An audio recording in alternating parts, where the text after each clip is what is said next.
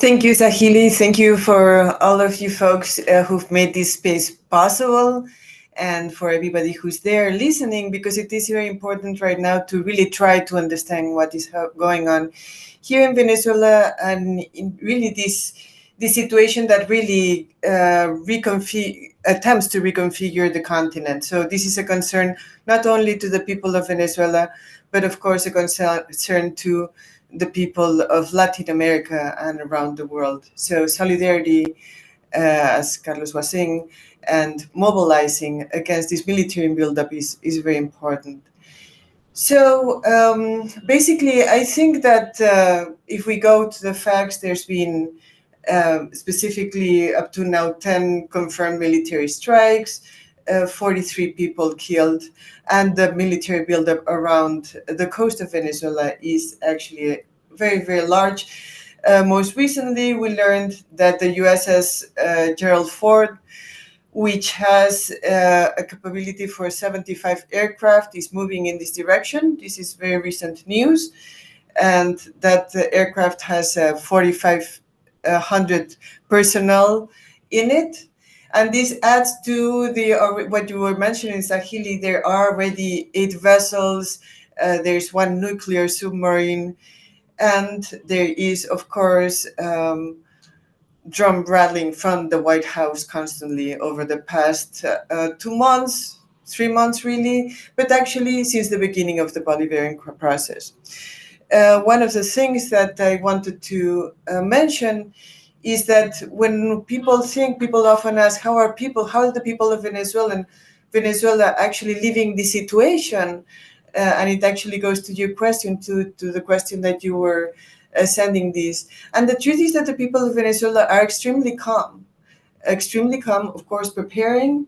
President Maduro has said that in a situation of maximum pressure, what there has to be is maximum preparation. And we see this through actually the mobilization of the Bolivarian forces, the army, but also the militia. Millions of people have inscribed in the militia, but not only, and this is voluntary, this is very important to say, millions of people have voluntarily inscribed in the militia, and they are actually preparing to defend the patria, to defend the project, to defend Venezuela and its sovereignty.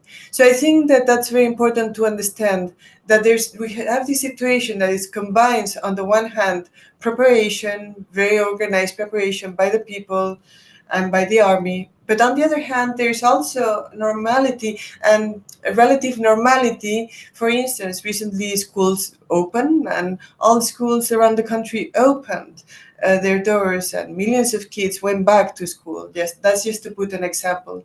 If you go out of where I live, if you go out to the street, you will see people organizing, people just going about their daily chores. If you go to a commune, you will see people meeting in assemblies, but also in the commune, you will see people preparing for the defense of the project and for the defense of the Venezuelan people. So I think that it's important to understand how people are living it.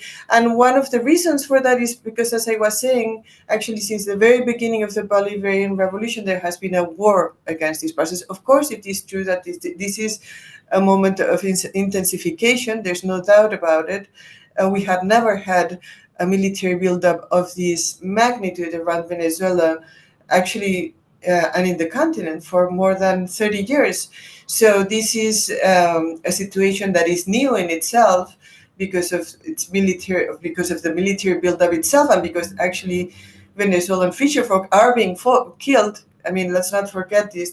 We oftentimes talk about the attacks on vessels, but people are Venezuelans, and of course Colombians and people from Trinidad and Tobago are being killed in these attacks.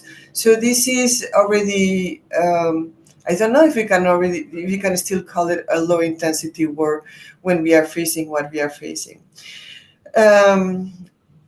It is true too, to put this in context, that the aggression against the Bolivarian process we could say that one moment of intensification was the coup against Chavez in 2002, a coup in which, of course, the U.S.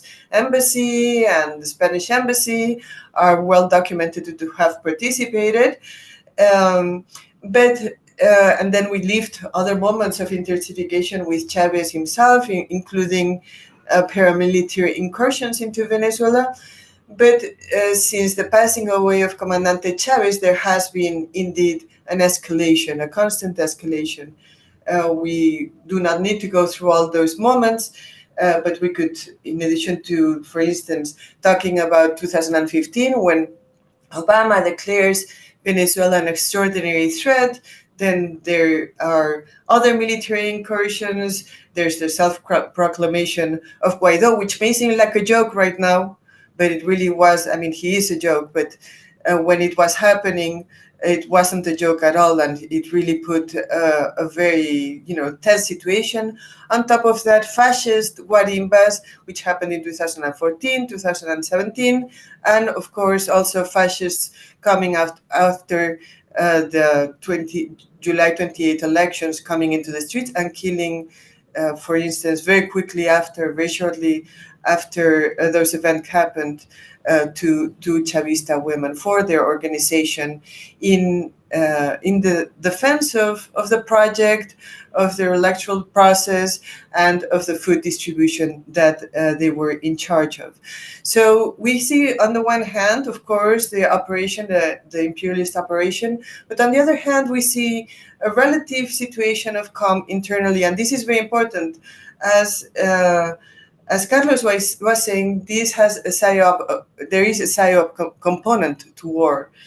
So it is actually very important that the people of Venezuela are actually calm. Of course, in political spaces, there's awareness of the situation. In the street, there's awareness of the situation. Nobody wants there to be an attack that I've ever heard of.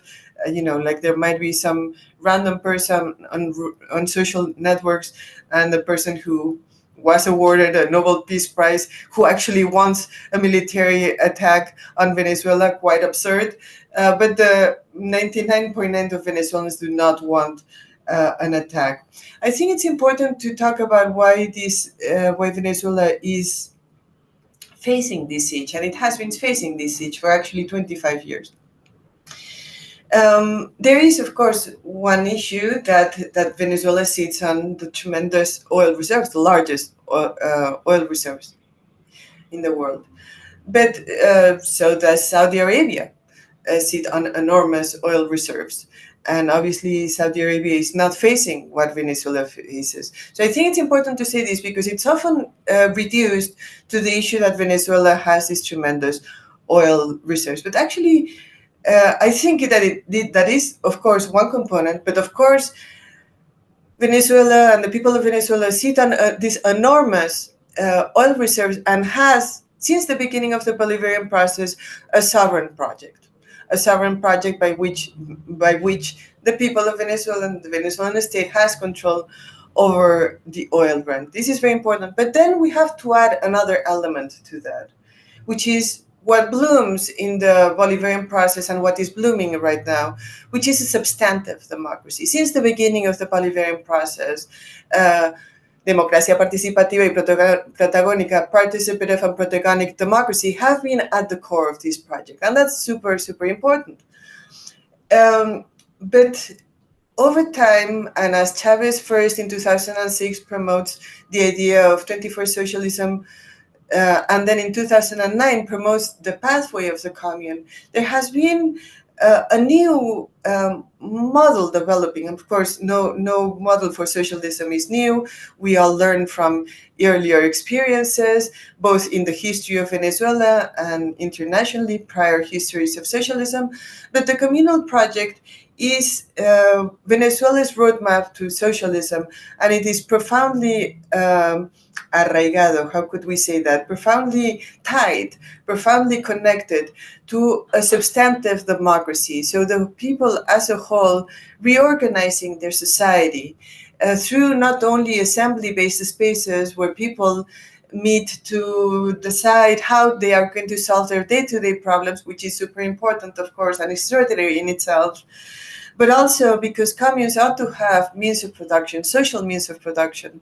So in a social means of production, basically the property does not belong to, of course, the bourgeoisie or to the state or to a co-op, but the property belongs to the community, to the commune.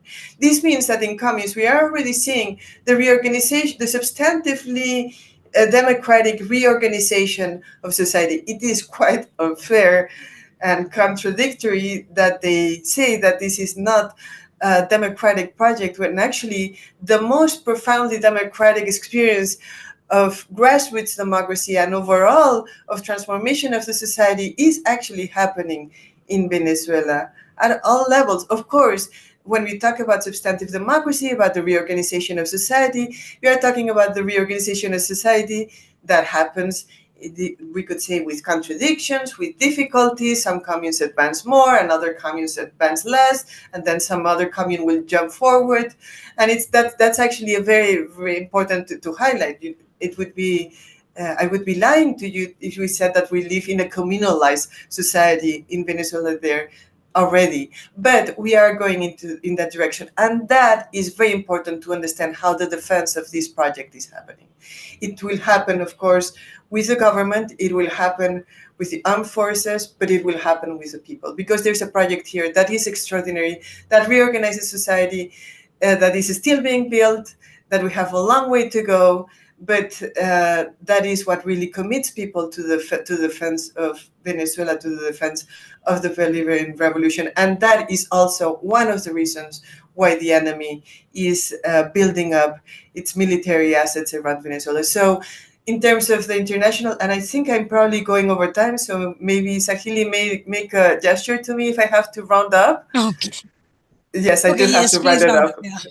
Yes, yes. Okay, so because Sahili and the comrades asked me to talk a little bit about international solidarity, although Carlos also talked about it, but it is very important. International solidarity is very important. Actually, we are just coming off of an anti-imperialist Congress here in Venezuela that brought together many Marxist and Marxist-Leninist organizations, that was organized by the government, the Instituto Simón Bolívar, and an anti-imperialist platform. So there are exercises here. The MST has said that they are organizing brigades to the defense of Venezuela. There's a lot of, internationally, we can see a lot of solidarity and actually very concrete expressions of solidarity. So that's very important. Of course, this has to be further organized. If there's a further attack on Venezuela, we will actually need people to really go onto the streets everywhere, but also prepare in whatever way they want, and understand that this is a project that deserves to be defended because it's profoundly democratic and because the people are building a new alternative here on the ground. And so defended for all those reasons. And thank you. I'm sorry if I went on too long. I'm looking forward to hearing my other comrades. I'm Michael Hudson. I'm appearing here for the International Manifesto Group. If you like this video and ones like it, please subscribe. For more information, go to the address on the screen.